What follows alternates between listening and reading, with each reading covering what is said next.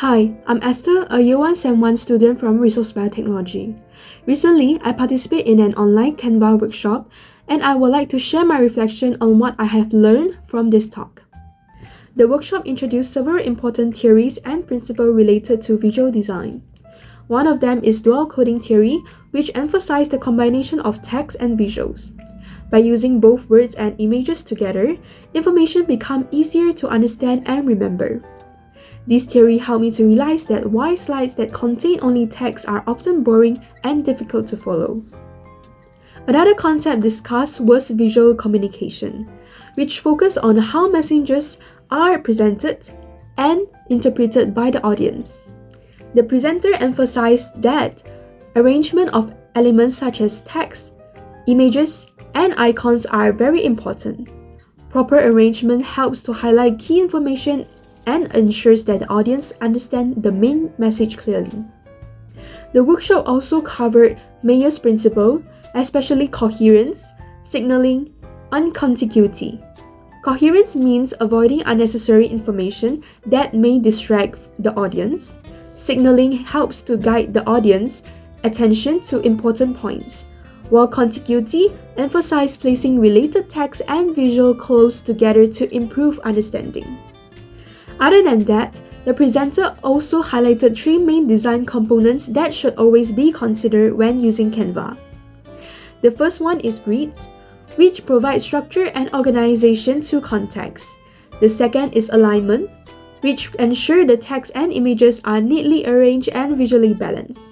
The third one is spacing, which gives the audience space to breathe and prevent the slides from looking too crowded. Besides the principle, the presenter also discussed other important elements such as text hierarchy, color consistency, and supportive graphics. These elements help to make designs more professional and visually appealing. She also explained the importance of choosing the correct file format when exporting designs depending on whether they are used for presentations, posters, or online platforms. The workshop also addressed ethical consideration when using Canva. As a user of Canva, we are allowed to use Canva templates, but we should always remember to modify them instead using them directly without changes. We must also always credit external sources to avoid penalties.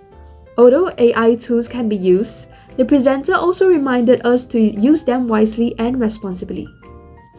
Furthermore, the presenter shares several useful tips for presentations. One important tip is to include only key points on slide so that the audience can easily understand the message. The content should always be readable. Another tip is to use the 16:9 slide ratio instead of 4:3 to prevent content from being cut off.